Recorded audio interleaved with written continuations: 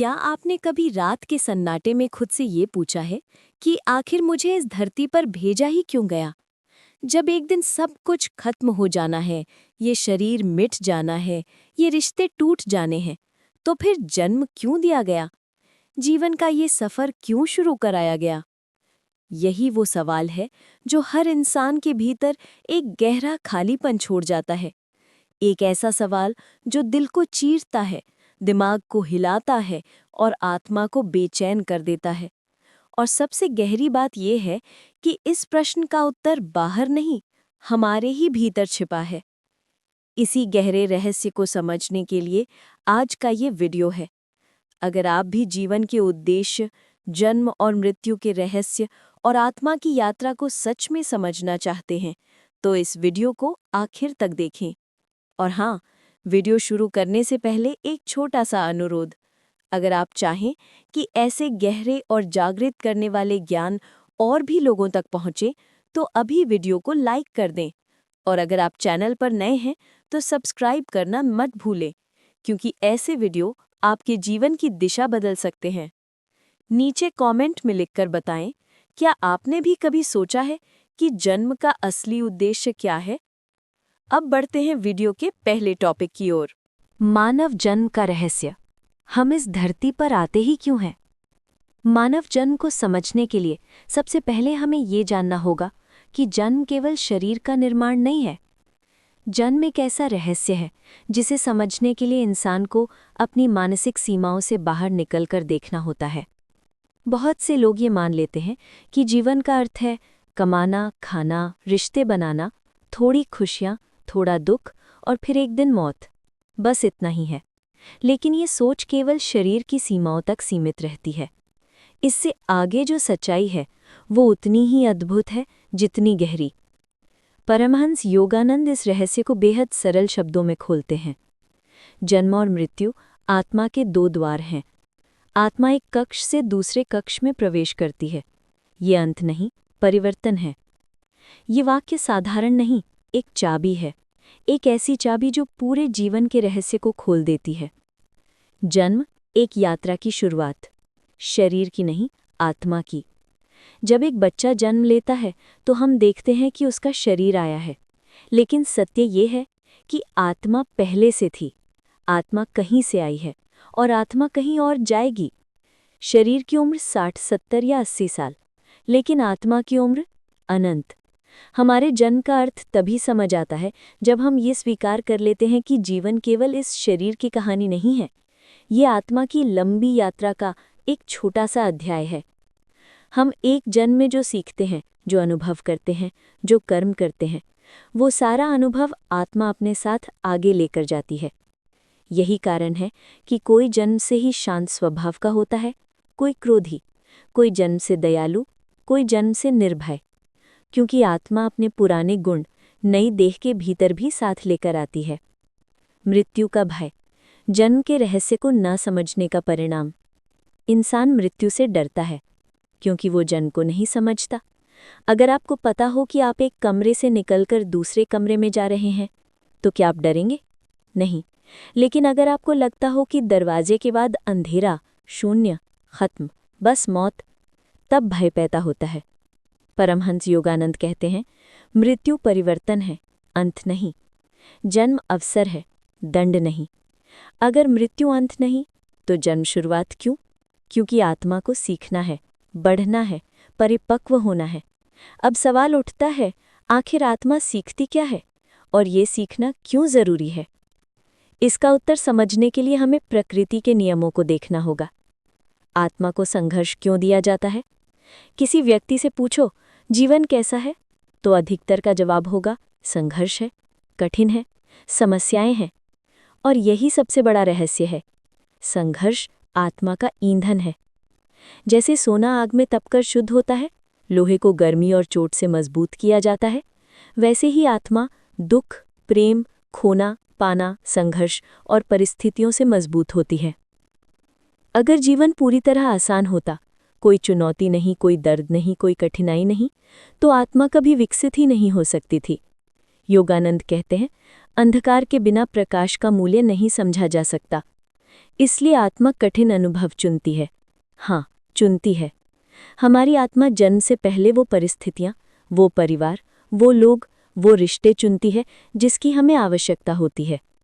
इसलिए किसी का जीवन आसान लगता है, किसी का कठिन, क्योंकि आत्माओं के सीखने की कक्षाएं अलग अलग हैं। जीवन एक विद्यालय और हम छात्र। आप इस जीवन को दुनिया समझते हैं, आत्मा इसे विद्यालय समझती है। एक विद्यालय में क्या होता है? परीक्षा, अध्यापन, सीख, विकास, कक्षाएं, विषय। जीवन भी बिल्कुल ऐसा ही है।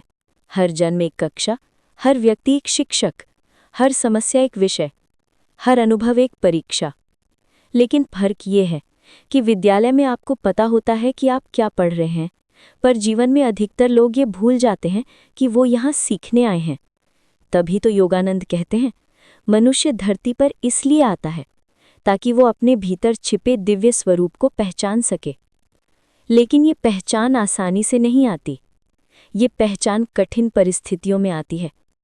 जब जीवन हमें हिलाता है, जब हम खुद से पूछते हैं, मैं कौन हूँ, मुझे क्यों भेजा गया, मैं क्या सीख रहा हूँ, तभी आत्मा जागृत होती है।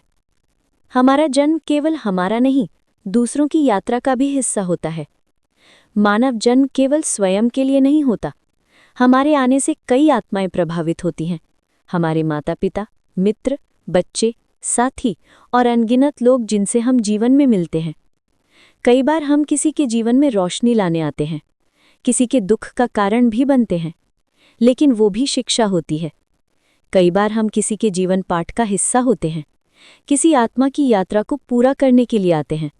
उदाहरण, आपका एक शब्द किसी को बचा सकता है, आपकी उपस्थिति किसी का जीवन बदल सकती है, आपका संघर्ष किसी और को प्रेरणा दे सकता है। इसलिए हर जन्म उद्देश्य लेकर आता है, सिर्फ अपने लिए नहीं, दूसरों के लिए भी। जन्म किसी संयोग का परिणाम नहीं। ये सोच कि मैं बस यूं ही पैदा हो गया, सत्य से दूर है। योगानंद कहते हैं, आप यहाँ इसलिए हैं क्योंकि ईश्वर ने आपकी आत्मा में एक क्षमता देखी है। आप यहाँ दुर्घटनावश नहीं आए, आप यहाँ किसी कॉस्मिक एक्सीडेंट के कारण नहीं आए। आप यहाँ आए हैं क्योंकि आपकी आत्मा ये जन्म चुना है। आपकी आत्मा सीखना चाहती है, आपकी आत्मा विकसित होना चाहती है। आपकी आत्मा अपने स्रोत, अपने ईश्वर, अपनी दिव्यता को पहचानना चाहती है। और इस पहचान के लिए मानव जन्म सबसे श्रेष्ठ अवसर है। मृत्यु हमारी यात्रा का अंत नहीं, बल्कि एक विराम है। हम सोचते हैं मृत्यु खत्म कर देती है, लेकिन आत्मा की दृष्टि से मृत्यु एक विश्राम है, जैसे दिन भर की मेहनत के बाद रात का आराम, एक कक्षा पास करने के बाद अगली कक्षा की तैयारी। इसलिए मृत्यु कोई दुखद घटना नहीं, बल्कि आत्मा के लिए अगले चरण की तैयारी है। अगर मृत्यु न होती तो मनुष्य न अपनी गलतियों से सीखता, न प्रेम की कद्र करता, न समय का मूल्य समझता। मृत्यु ही जीवन को दिशा देती है, मृत्यु ही जीवन को गंभीर बनाती है, मृत्यु ही आत्मा को भीतर से जागृत करती है। आत्मा की यात्रा, जन्म से पहले क्या होता है और मृत्यु के बाद क्या? मनुष्य जन्म को शुरुआत और मृत्यु को अंत मान लेता है, लेकिन आध्यात्मिक सत्य बिल्कुल इसके उलट है। न जन्म शुरुआत है, न मृत्यु अंत। ये दोनों केवल दो पड़ाव हैं। जैसे कोई यात्री अलग अलग शहरों में रुकता हुआ आगे बढ़ता है, वैसे ही आत्मा अलग अलग जीवनों में रुकती, सीखती और आगे बढ़ती है। परमहंस योगानंद कहते हैं, आत्मा शाश्वत है, उसका शरीर उसका वस्त्र है। जन्म और मृत्यु वस्त्र परिवर्तन मात्र है। इस सत्य को समझना आवश्यक है, क्योंकि जब तक हम ये नहीं समझेंगे कि आत्मा कहाँ से आती है और कहाँ जाती है, तब तक हम ये भी नहीं समझ पाएंगे कि उसे यहाँ भेजा क्यों जाता है। जन्म से पहले आत्मा कहाँ होती है? ये एक ऐसा प्रश्न है जिसे लोग पूछने से डरते हैं, क्योंकि उन्हें लगता है कि इसका उत्तर कहीं अनजान, रहस्यमय, डरावना हो सकता है। लेकिन इसका उत्तर डरावना नहीं, गहरा और सुंदर है। योगानंद, उपनिषद, भगवद गीता और कई आध्यात्मिक गुरुओं के अनुसार जन्म से पहले आत्मा सूक्ष्म लोक में होती है, जहाँ पर आत्मा अपने पिछली जन्म के कर्मों की समीक्षा करती है। ये देखती है कि उसने कौन से पाठ पूरे किए और कौन से अधूरे रह गए। वो ये समझती है कि आगे कौन कौन से अनुभव उसे विकसित करेंगे, और फिर वो एक नया जन्म चुनती है। हाँ, आत्मा स्वयं जन्म चुनती है। आपने जो माता पिता पाए, जो परिस्थितियाँ, जो परिवेश, सब आपकी आत्मा की सीख से जुड़ा हुआ है। लोग शिकायत करते हैं, मैं इसी परिवार में क्यों पैदा हुआ? मेरे जीवन में इतनी समस्याएं क्यों हैं? क्यों मुझे ही ये संघर्ष झेलने पड़ रहे हैं? और सच्चाई ये है, आपकी आत्मा ने इन्हें चुना है। क्यों? क्योंकि आत्मा जानती है कि कौन सी परिस्थितियां उसे सबसे तेजी से विकसित करेंगी। कठिन जीवन आसान आत्माएं नहीं चुनती। अक्सर लोग कहते हैं, मेरा जीवन बहुत कठिन है, मेरा जन्म ही गलत जगह हुआ, मेरे साथ ही क्यों ऐसा होता है? लेकिन आध्यात्मिक सत्य कहता है कि कठिन जीवन कमजोर आत्माओं को नहीं दिया जाता। कठिन जीवन वे आत्माएं चुनती हैं जिनमें सहने, सीखने और आगे बढ़ने की शक्ति होती है। आपका दर्द ये साबित करता है कि आपकी आत्मा मजबूत है, आपकी यात्रा गहरी है, आपका उद्देश्य ऊंचा है। जो आत्माएं अभी शुरुआती स्तर पर होती हैं, वो सरल और सुखद जीवन चुनती है, जहां उन्हें बहुत अधिक चुनौती, बहुत अधिक पीड़ा या बहुत अधिक संघर्ष की आवश्यकता नहीं होती। लेकिन जो आत्मा तेज विकास चाहती है, वो उन अनुभवों को चुनती है जो उसे तोड़ते हैं, लेकिन पुनः जोड़कर और भी मजबूत बनाते हैं। इसीलिए जीवन में संघर्ष दिखाई देता है, लेकिन आत्मा की दृष्टि से वही संघर्ष वरदान होता है। आत्मा जन्म से ठीक पहले क्या करती है? ये एक रोचक विषय है। गुरु, योगानंद और कई सूक्ष्म लोक के अनुभव बताने वाले साधकों के अनुसार, जब आत्मा नए जन्म के लिए तैयार होती है, तो वो अपना नया शरीर चुनती है, उसकी क्षमता, सीमाएं, स्वास्थ्य, नया परिवार चुनती है जिससे उसे सीखना है, नए रिश्ते चुनती है जिनसे उसे कर्म पूरा करना है, नए संघर्ष चुनती है जो उसकी शक्ति को जगाएंगे, और नई प्रसन्नताएं चुनती है जो उसे संतुलित रखेंगे, और एक जीवन का उद्देश्य निर्धारित करती है। लेकिन एक महत्वपूर्ण बात है, जन्म लेते ही ये सब कुछ भूल जाती है। क्यों? क्योंकि जीवन की परीक्षा में उत्तर लिख कर नहीं आते। अगर आत्मा को जन्म से पहले का सब कुछ याद रहे, तो फिर सीख कैसी, संघर्ष कैसा, विकास कैसे? इसीलिए आत्मा शरीर में आते ही माया का आवरण ओढ़ लेती है। माया का अर्थ है भ्रम। भ्रम कि मैं केवल शरीर हूँ, भ्रम कि मैं अकेला हूँ, भ्रम कि संसार वास्तविक है, भ्रम कि सब कुछ यहीं समाप्त हो जाएगा। और यही भ्रम ही जन्म का पहला पाठ है, इससे बाहर निकलना और अपने वास्तविक स्वरूप को पहचानना। मृत्यु अंत नहीं, एक वापसी यात्रा। मृत्यु को हम सबसे बड़ी त्रासदी समझते हैं, लेकिन आत्मा के लिए मृत्यु एक विश्राम है। योगानंद कहते हैं, मृत्यु एक जन्म की कक्षा का अंत है, आगे अगली कक्षा शुरू होने से पहले का विश्राम। जब मृत्यु आती है तो आत्मा शरीर छोड़ देती है, अपने सारे जीवन के अनुभवों को संजो लेती है, अपने कर्मों को समझती है, ये देखती है कि उसने क्या सीखा और क्या बाकी है, और फिर अगले चरण के लिए तैयार होने लगती है। ये प्रक्रिया किसी न्यायालय जैसी नहीं होती, ये सजाओं और इनामों का खेल नहीं, ये सीखने और विकसित होने का चक्र है। आत्मा के लिए मृत्यु वैसी ही है जैसे गर्मी की छुट्टी के बाद नए क्लास की शुरुआत, किसी परीक्षा का पेपर जमा करना या किसी मंजिल पर पहुंचकर अगली मंजिल का नक्शा देखना। इसीलिए मृत्यु डरावनी लगती है, लेकिन आत्मा की दृष्टि में ये एक प्राकृतिक प्रक्रिया है। कौन तय करता है कि अगला जन्म कैसा होगा? बहुत लोग कहते हैं, ईश्वर ऐसा जीवन क्यों देते हैं? क्यों मुझे इतना दर्द मिला? क्यों इतने संघर्ष दिए? सच ये है कि ईश्वर आपको परीक्षा नहीं देते, आप स्वयं अपना जीवन चुनते हैं। ईश्वर केवल 2 चीज़ें देते हैं, स्वतंत्र इच्छा और सीखने का अवसर। बाकी जो कुछ होता है वो आत्मा की पसंद, आत्मा के कर्म और आत्मा के उद्देश्य पर आधारित होता है।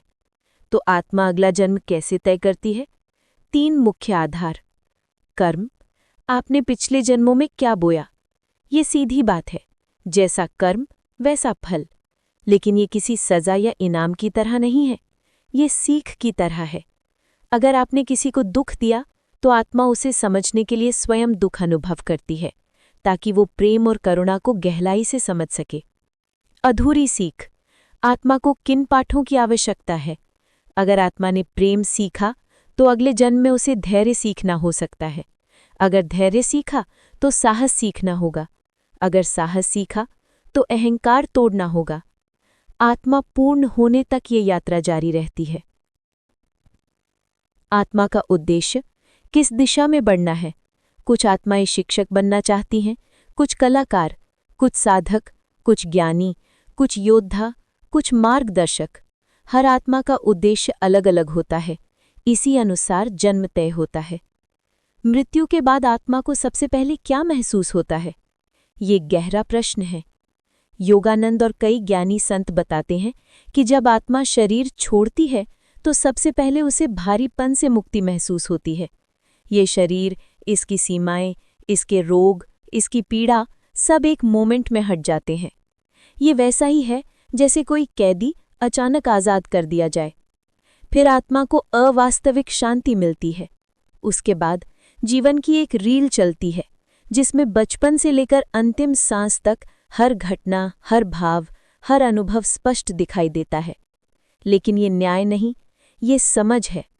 आत्मा देखती है कि उसने क्या किया, क्यों किया और उसका परिणाम कैसे आया, और तब वो खुद समझ जाती है कि उसे आगे किस दिशा में बढ़ना है। जन्म और मृत्यु का चक्र क्यों चलता रहता है? जब तक आत्मा स्वयं को शरीर मानती रहती है, संसार को वास्तविक मानती रहती है, अहंकार से जुड़ी रहती है, तब तक ये चक्र चलता रहता है। जैसे कोई छात्र बार बार कक्षा दोहराता है, वैसे ही आत्मा जन्म मृत्यु के चक्र में घूमती रहती है। लेकिन जिस दिन आत्मा ये समझ लेती है कि मैं शरीर नहीं, मैं ईश्वर का अंश हूँ, उस दिन ये चक्र टूटने लगता है। और यही मानव जन्म का अंतिम उद्देश्य है, आत्मा को अपने वास्तविक स्वरूप की पहचान कराना। यहाँ एक छोटा सा अनुरोध है। अगर आपको ये हिस्सा अच्छा लग रहा है तो वीडियो को लाइक ज़रूर करें। यह आपके 1 सेकंड का काम है, लेकिन इससे वीडियो और लोगों तक पहुंचता है। और नीचे कमेंट में लिखें कि आपको मृत्यु के बाद आत्मा की यात्रा का ये दृष्टिकोण सही लगता है। कर्म। क्यों आत्मा को जन्म जन्मांतर की यात्रा करनी पड़ती है? जब हम ये पूछते हैं कि मुझे जन्म क्यों मिला, तो ये सवाल केवल आधा है। पूरा सवाल ये होना चाहिए, मेरे कर्म कौन से हैं जिन्होंने मुझे इस जन्म तक पहुंचाया? क्योंकि आत्मा का जन्म, जीवन, संघर्ष, रिश्ते, प्रसन्नताएं, दुख, सबके पीछे एक ही शक्ति काम करती है, कर्म। परमहंस योगानंद, गीता, उपनिषद और सभी ज्ञानी एक ही बात कहते हैं। कर्म ही आत्मा की दिशा तय करते हैं, कर्म ही जन्म दिलाते हैं, कर्म ही मृत्यु के बाद की राह तय करते हैं, और कर्म ही यह निर्धारित करते हैं कि आत्मा कब मुक्त होगी। ये टॉपिक बहुत गहरा है। इसे समझने से जीवन बदल जाता है, क्योंकि जब आप कर्म के सिद्धांत को समझ जाते हैं तो किसी से शिकायत नहीं करते, किसी पर दोष नहीं लगाते और अपने जीवन को एक जागरूक यात्रा की तरह जीते हैं। कर्म क्या है? सिर्फ अच्छे बुरे काम का हिसाब नहीं। हम कर्म को अक्सर सरल बना देते हैं, अच्छा करो तो अच्छा मिलेगा, बुरा करो तो बुरा मिलेगा। लेकिन ये पूरी सच्चाई नहीं है। कर्म न्याय व्यवस्था नहीं है, कर्म प्रतिशोध नहीं है, कर्म सजा इनाम भी नहीं है। कर्म असल में क्या है? योगानंद कहते हैं, कर्म ऊर्जा है। जो ऊर्जा आप भेजते हैं वही ऊर्जा वापस लौटती है। कर्म एक कंपन है, कर्म एक कारण है, कर्म एक दिशा है। अगर आप किसी को चोट देते हैं तो ब्रह्मांड आपको सजा नहीं देता, बल्कि आपके भीतर की ऊर्जा विकृत हो जाती है और वही ऊर्जा आपको वही अनुभव वापस देकर संतुलन बनाती है। अगर आप किसी को प्रेम देते हैं तो ब्रह्मांड आपको इनाम नहीं देता, बल्कि आपके भीतर की ऊर्जा शुद्ध हो जाती है और फिर वही ऊर्जा आपको वही प्रेम लौटाती है। इसलिए कर्म का सिद्धांत नैतिकता से भी गहरा है। ये ऊर्जा के संतुलन का नियम है। कर्म क्यों आत्मा को बार बार जन्म दिलाते हैं? अब ये समझना जरूरी है। आत्मा जन्म क्यों लेती है? क्योंकि उसके कर्म अधूरे हैं, उसकी सीख अधूरी है, उसकी ऊर्जा असंतुलित है, उसका अनुभव अपूर्ण है। मान लीजिए आपने किसी को गहरा दुख दिया, तो आत्मा को उस दुख का अनुभव लेना होगा ताकि वो प्रेम का अर्थ समझ सके। मान लीजिए आपने किसी से प्रेम किया, लेकिन अहंकार में उसे ठुकरा दिया, तो आत्मा को प्रेम की कद्र सीखने के लिए जन्म लेना होगा। मान लीजिए आपने जीवन बिना दया, बिना करुणा, बिना संवेदनशीलता के बिताया, तो अगला जन्म आपको ऐसे अनुभव देगा जो आपको करुणा सिखाएगा। इसलिए जन्म बार बार नहीं दिया जाता, जन्म बार बार लिया जाता है। योगानंद कहते हैं, जब तक आत्मा के सभी कर्म संतुलित नहीं हो जाते, तब तक जन्म का चक्र चलता रहता है। कर्म का प्रकार, 3 स्तर जो आत्मा की यात्रा तय करते हैं। कर्म 3 प्रकार के होते हैं और इन्हीं से तय होता है कि हमारा जीवन कैसा होगा। 1. संचित कर्म यानी संचिता कर्म। ये वो विशाल संग्रह है जो आत्मा जन्म जन्मांतर से साथ लेकर चल रही है। ये करोड़ों कर्मों का भंडार है। इनमें से कुछ कर्म सक्रिय होते हैं, कुछ सूक्ष्म रहते हैं और कुछ अगले जन्मों तक इंतजार करते हैं। 2. प्रारब्ध कर्म। ये वो कर्म हैं जो इस जन्म में फल देने के लिए चुने गए हैं, यानी आपकी जन्म स्थिति, परिवार, शरीर, स्वास्थ्य, आर्थिक स्थिति, आपकी प्रकृति, आपके प्रमुख रिश्ते और जीवन की बड़ी घटनाएं, ये सब प्रारब्ध का हिस्सा हैं। इन्हें बदला नहीं जा सकता, इन्हें केवल अनुभव किया जा सकता है। लेकिन सबसे महत्वपूर्ण है 3. क्रियमाण कर्म। ये वो कर्म है जो आप अभी कर रहे हैं, यानी सोच, वचन, कर्म, व्यवहार। इन्हीं कर्मों से आपका भविष्य जन्म बनता है। यही वो जगह है जहाँ इंसान बदलाव ला सकता है। यही वो जगह है जहाँ आत्मा खुद को विकसित कर सकती है। क्यों कुछ लोग जन्म से ही कठिनाइयों में होते हैं? बहुत लोग पूछते हैं, क्यों कोई जन्म से ही अमीर, क्यों कोई जन्म से ही बीमार, क्यों किसी को जन्म से अभाव, दुख, संघर्ष? सामान्य मनुष्य से भाग्य कहता है, लेकिन आध्यात्मिक सत्य ये है, ये प्रारब्ध कर्म है। आत्मा इन अनुभवों को इसलिए चुनती है क्योंकि उसे कुछ सीखना है, उसे अपने कर्मों का संतुलन बनाना है, उसे नए गुण विकसित करने हैं, उसे अहंकार तोड़ना है, उसे करुणा जगानी है, उसे शक्ति प्राप्त करनी है। जो आत्मा प्रेम सीखना चाहती है वो ऐसे परिवार में जन्म लेती है जहाँ प्रेम कम हो। जो आत्मा धैर्य सीखना चाहती है वो कठिन परिस्थितियों में जन्म लेती है। जो आत्मा साहस सीखना चाहती है उसे जीवन चुनौतियाँ देता है। इसलिए कठिन जीवन दुर्भाग्य नहीं, एक सीढ़ी है। कर्म और रिश्तों का गहरा संबंध, कौन हमारा क्या लगता है। हमारे जीवन में जो भी लोग आते हैं वो संयोग से नहीं आते।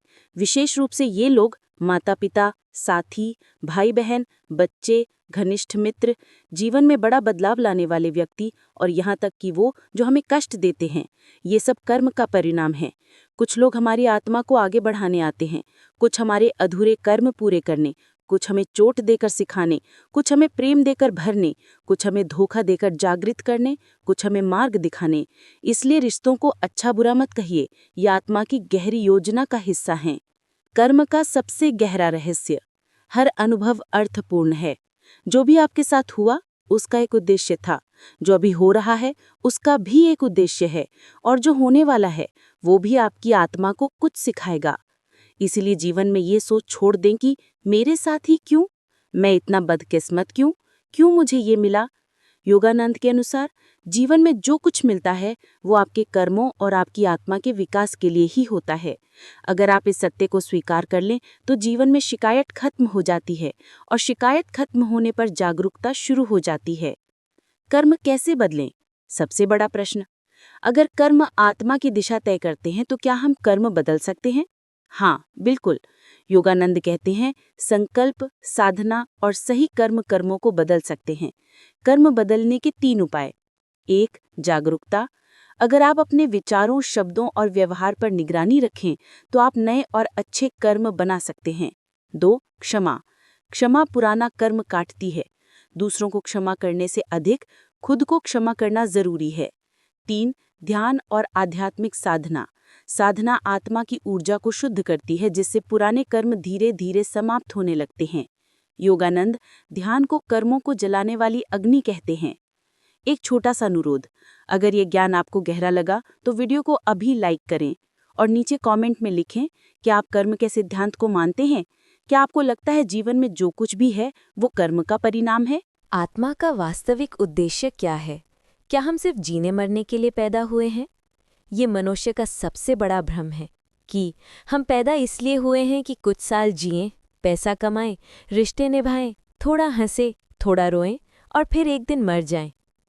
अगर जीवन केवल इतना ही होता तो मानव जन्म सबसे दुर्लभ क्यों कहा जाता? फिर क्यों योगानंद, कृष्ण, बुद्ध, कबीर, उपनिषद सभी इसे मोक्ष का द्वार कहते हैं? सच्चाई ये है कि जीवन का उद्देश्य जीना नहीं, जागना है। शरीर को चलाना, पैसा कमाना, परिवार बनाना, ये जीवन है, लेकिन ये जीवन का उद्देश्य नहीं। उद्देश्य बहुत बड़ा, बहुत ऊंचा और बहुत गहरा है। आत्मा का अंतिम लक्ष्य क्या है? योगानंद इस प्रश्न का सीधा उत्तर देते हैं। जीवन का एकमात्र उद्देश्य ईश्वर को जानना है। ये वाक्य सुनने में सरल लगता है, लेकिन इसके भीतर ब्रह्मांड जितनी गहराई है। ईश्वर को जानना मतलब क्या? अपनी आत्मा को पहचानना, अपने भीतर की चेतना को जागृत करना, जो अंश ईश्वर का आपके भीतर है उसे महसूस करना। जीवन को सिर्फ घटनाओं की श्रृंखला नहीं, बल्कि एक दिव्य यात्रा की तरह देखना, अपनी सीमित पहचान से ऊपर उठना और अंत में अपने स्रोत में विलीन होना। मनुष्य पैदा इसलिए होता है कि वो अहंकार से आत्मा तक की यात्रा पूरी करे। क्यों हम अपना उद्देश्य भूल जाते हैं? अगर आत्मा ईश्वर का अंश है, तो वो जन्म लेते ही क्यों भूल जाती है कि वो कौन है? क्यों वो शरीर को ही सब कुछ समझ लेती है? क्यों वो धन, प्रतिष्ठा, अहंकार, रिश्तों, संघर्षों में उलझ जाती है? इसका उत्तर है योगानंद माया में देते हैं। माया क्या है? माया भ्रम है, एक कवर है, एक फिल्टर है। जन्म लेते ही आत्मा पर ये आवरण चढ़ जाता है, मैं शरीर हूँ, मैं अमुक व्यक्ति हूँ, ये मेरा है, ये दुनिया वास्तविक है, मृत्यु अंत है, दुख सच्चा है, खुशी स्थायी है, मैं अकेला हूँ, मुझे कुछ प्राप्त करना है, मुझे कुछ खोना है। ये सभी भ्रम माया के हैं। ये भ्रम क्यों दिए जाते हैं? इसलिए ताकि आत्मा सीख सके। अगर आत्मा को शुरू से पता हो, मैं अनंत हूँ, मैं ईश्वर का अंश हूँ, मृत्यु मुझे छू नहीं सकती, तो वो सीखेगी कैसे? वो संघर्ष कैसे करेगी? वो बढ़ेगी कैसे? वो प्रेम, धैर्य, करुणा, साहस, ये गुण कैसे विकसित करेगी? इसलिए जन्म की प्रक्रिया आत्मा को भूलने देती है और फिर जीवन उसे याद दिलाता है। जीवन का उद्देश्य बाहरी नहीं, भीतर है।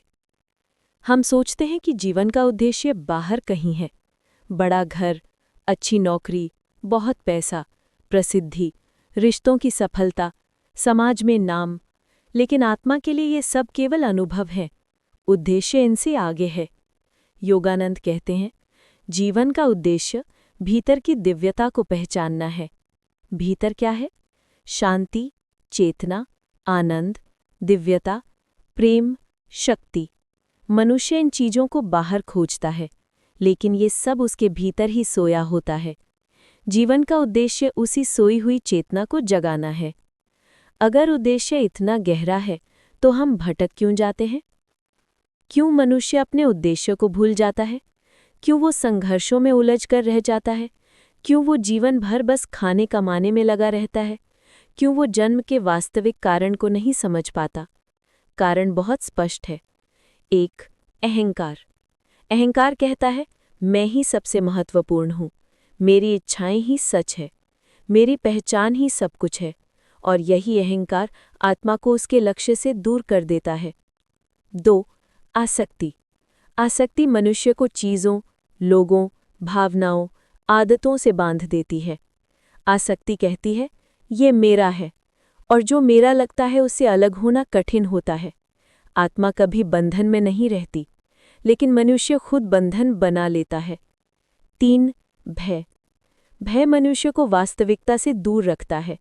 मृत्यु का भय, असफलता का भय, समाज का भय, अकेलेपन का भय। भय मनुष्य को बाहरी दुनिया में उलझाए रखता है, भीतर देखने नहीं देता।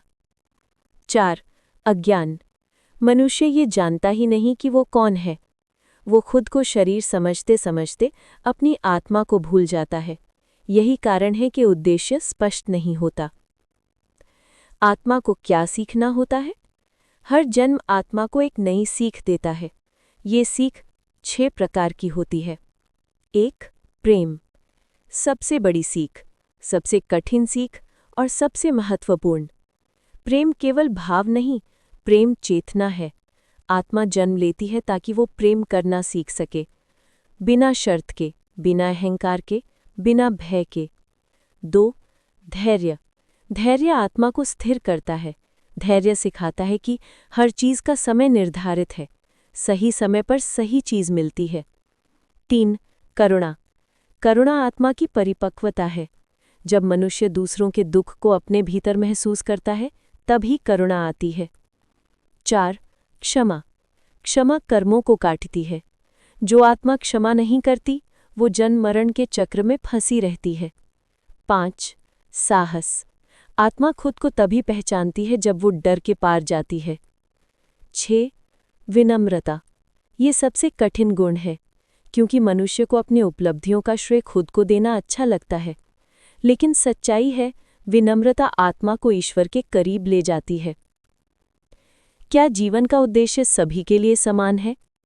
ऊपर से देखें तो हाँ, सबका अंतिम उद्देश्य ईश्वर की ओर लौटना है, लेकिन भीतर से हर आत्मा का एक विशेष उद्देश्य होता है। किसी का हीलिंग लाने का, ज्ञान फैलाने का, प्रेम सिखाने का, ताकत देने का, प्रेरित करने का, दूसरों को ऊपर उठाने का। हर आत्मा अपने भीतर कोई अनोखी गुणवत्ता लेकर आती है। आप कभी सोचें, आप वो कौन सा काम करते हैं जिसमें आपका दिल लगता है, जिसमें आप थकते नहीं हैं, जिसे करते हुए आपको आनंद आता है? वही आपकी आत्मा की पहचान है, वही आपका उद्देश्य है। क्या जीवन का उद्देश्य संसार छोड़ना है? नहीं, ये भी एक भ्रम है। आध्यात्मिकता का अर्थ दुनिया छोड़ना नहीं, दुनिया को समझकर सही ढंग से जीना है। योगानंद कहते हैं, संन्यास भीतर का होता है, संसार छोड़ने का नहीं। जीवन का उद्देश्य है मेहनत करना, रिश्ते निभाना, दुनिया में रहना, संघर्ष करना, प्रेम करना और सेवा करना, और इन सब के बीच अपने भीतर की दिव्यता को पहचानना। यही सबसे कठिन मार्ग है और यही वास्तविक आध्यात्मिकता है। कैसे जाने कि हम सही दिशा में जा रहे हैं? अगर इन 7 चीजों में से कोई भी एक बढ़ रही है, तो आप सही दिशा में हैं। शांति, संतोष, प्रेम, धैर्य, करुणा, विनम्रता, मृत्यु का भय कम होना। अगर जीवन आपको ईश्वर के करीब ला रहा है, तो आपका जीवन सफल है। एक छोटा सा अनुरोध, अगर ये भाग आपको गहरा लगा तो वीडियो को लाइक करें और कमेंट में लिखें, आपको क्या लगता है, आपके जीवन का असली उद्देश्य क्या है? मृत्यु अंत नहीं, बल्कि घर वापसी है। आत्मा कैसे लौटती है अपने वास्तविक स्वरूप की ओर? मृत्यु वो विषय है जिससे मनुष्य सबसे अधिक डरता है। ये भय कभी पैदा नहीं हुआ था, इसे हमने जीवन भर इकट्ठा किया है, समाज से, कहानियों से, शमशानों से और सबसे बढ़कर अपनी अज्ञानता से। योगानंद कहते हैं, मृत्यु जीवन से बड़ा भ्रम है, वह अंत नहीं, वापसी है। आत्मा मृत्यु से नहीं डरती, आत्मा तो मृत्यु को मुक्ति की तरह स्वीकार करती है। डरता है केवल मन, केवल अहंकार, केवल शरीर, क्योंकि उसे लगता है कि सब कुछ यहीं खत्म हो जाएगा। लेकिन क्या सच में ऐसा है? क्या मृत्यु का अर्थ है समाप्ति, या इसके पर एक बड़ा रहस्य छिपा है? आइए इसे गहराई से समझते हैं। मृत्यु शरीर का अंत, लेकिन आत्मा की सुबह। मृत्यु को हम एंड की तरह देखते हैं, आत्मा उसे ट्रांजिशन कहती है। आपने कभी देखा है कि कैसे सूर्य अस्त होता है? लोग सोचते हैं दिन खत्म हो गया, लेकिन असल में सूर्य कहीं नहीं जाता, बस दृष्टि बदलती है। मृत्यु उसी सूर्यास्त की तरह है। आप नहीं खत्म होते, आप केवल अपनी दृष्टि बदलते हैं, अपनी अवस्था बदलते हैं, अपने आवरण बदलते हैं। शरीर समाप्त होता है, आत्मा नहीं। आत्मा केवल अगले अध्याय में प्रवेश करती है। मृत्यु के क्षण में आत्मा को क्या अनुभव होता है? ये वो प्रश्न है जिसे समझना जीवन का अर्थ समझने से भी बड़ा है। योगानंद, संतों, मृत्यु निकट अनुभवों और आध्यात्मिक परंपराओं ने एक ही बात कही है। पहला अनुभव, हल्कापन, जैसे शरीर का बोझ छूट गया हो, रोग, दर्द, तनाव सब एक क्षण में गायब। दूसरा अनुभव, प्रकाश, एक अत्यंत कोमल, शांत, आकर्षक प्रकाश दिखता है। ये सामान्य प्रकाश नहीं, ये चेतना का प्रकाश है।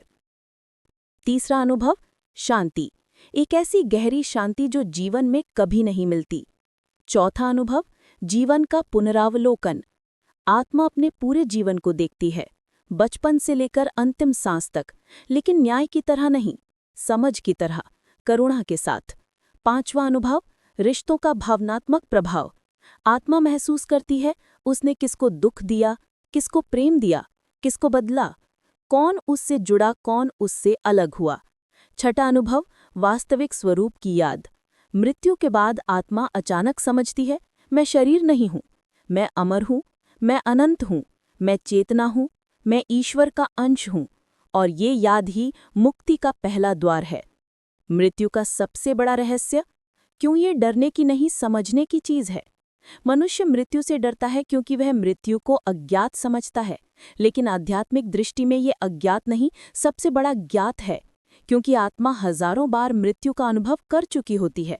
शरीर नया होता है, लेकिन आत्मा पुरानी है, बहुत पुरानी। योगानंद कहते हैं, मृत्यु नींद से भी आसान है। नींद में आप अनजाने में जाते हैं, मृत्यु में आत्मा जागृत होकर निकलती है। मृत्यु डरावनी नहीं, स्वाभाविक है। मृत्यु नकारात्मक नहीं, आवश्यक है। मृत्यु दुखद नहीं, सुंदर है, अगर उसकी सच्चाई समझ ली जाए। मृत्यु जीवन को अर्थ देती है। ये गहरा सत्य है। अगर मृत्यु न होती तो जीवन की कोई कीमत नहीं होती। सोचकर देखें, अगर आपका शरीर अमर होता तो क्या आप प्रेम की कद्र करते? क्या आप समय की कद्र करते? क्या आपको कभी परिवर्तन की आवश्यकता महसूस होती? क्या आत्मा कभी सीख पाती? मृत्यु हमें ये याद दिलाती है कि समय सीमित है, शरीर अस्थायी है, रिश्ते परिवर्तनशील हैं, धन टिकता नहीं, अहंकार व्यर्थ है और जीवन अमूल्य है। इसीलिए मृत्यु जीवन का शिक्षक है। मृत्यु क्यों इसे घर वापसी कहा जाता है? जब एक प्रवासी बर्ड हजारों किलोमीटर की यात्रा कर घर लौटती है तो वह डरती नहीं, वह खुश होती है, क्योंकि वह अपने वास्तविक स्थान पर लौट रही होती है। आत्मा के लिए मृत्यु वही घर वापसी है। ये संसार स्कूल है, ये शरीर वर्दी है, ये जीवन परीक्षा है। और मृत्यु वह क्षण है जब आत्मा अपनी वर्दी उतारकर अपने घर लौटती है। जिस घर से हम आते हैं वही घर हमारा वास्तविक आश्रय है। वह प्रकाश, वह शांति, वह दिव्यता। जीवन यात्रा है, मृत्यु वापसी है। मृत्यु किसी दंड का रूप नहीं, बल्कि एक प्रक्रिया है। लोग सोचते हैं कि मृत्यु किसी सजा की तरह आई है, लेकिन सत्य यह है कि मृत्यु निष्कर्ष है, दंड नहीं। मृत्यु विराम है, अंत नहीं। मृत्यु नया अवसर है, समाप्ति नहीं। जब आत्मा अपने एक अध्याय के सारे अनुभव पूरे कर लेती है, तब मृत्यु आती है और कहती है, अब अगली कक्षा की तैयारी करो। ये जन्म पूरा हुआ, अब आगे बढ़ने का समय है। आत्मा इसे खुशी से स्वीकार करती है। मन विरोध करता है, क्योंकि मन मृत्यु को समझता नहीं। मृत्यु क्यों तय है? दिव्य व्यवस्था की सबसे बढ़िया बात। अगर मृत्यु निश्चित ना हो तो मनुष्य बेचैन नहीं होता। वह आराम तलब, आलसी, निष्क्रिय हो जाता। वह कहता, मेरे पास समय अनंत है, जीवन लंबा है, मैं बाद में सीखूंगा, मैं बाद में बदलूंगा। लेकिन मृत्यु समय की सीमा तय करती है, और जब समय सीमित होता है तभी मनुष्य सीखता है, तभी वह अपने भीतर झांकता है, तभी वह अपने उद्देश्य को खोजता है। मृत्यु हमें बताती है कि जीवन का हर क्षण महत्वपूर्ण है, हर पल बहुमूल्य है, हर अनुभव अर्थपूर्ण है। मृत्यु कैसे आत्मा को अगले जन्म के लिए तैयार करती है? जब जीव इस शरीर से मुक्त हो जाता है तब कुछ महत्वपूर्ण घटनाएं होती हैं। पहला, जीवन समीक्षा। आत्मा देखती है उसने क्या किया, क्यों किया और उसका प्रभाव क्या हुआ। दूसरा, भावनात्मक संतुलन। वह हर अनुभव को एक गहरी करुणा से समझती है। वह सीखती है कि कहाँ वह सही थी, कहाँ गलत, लेकिन बिना दोष, बिना अपराध बोध। तीसरा, ऊर्जा शुद्धि। पुराने दुख, डर, ईर्ष्या, अहंकार सब हटने लगते हैं। चौथा, अगले जन्म की योजना। आत्मा तय करती है कि अगली कक्षा कौन सी हो, कौन सा परिवार, कौन सा अनुभव, कौन सा उद्देश्य उसे आगे ले जाएगा। पांचवा, नई यात्रा की शुरुआत। और फिर आत्मा नए जीवन में प्रवेश करती है, एक नए अवसर के साथ। मृत्यु का अंतिम संदेश, तुम अनंत हो। मृत्यु हमें यही याद दिलाती है, तुम शरीर नहीं हो, तुम ये नाम नहीं हो, तुम ये उम्र नहीं हो, तुम ये रिश्ते नहीं हो, तुम ये उपलब्धियां नहीं हो, तुम ये सीमाएं नहीं हो, तुम ये दुख नहीं हो, तुम अनंत चेतना हो, तुम प्रकाश हो, तुम ईश्वर का अंश हो। तुम जन्म से पहले भी थे, मृत्यु के बाद भी रहोगे। जीवन यात्रा है, मृत्यु मंजिल नहीं।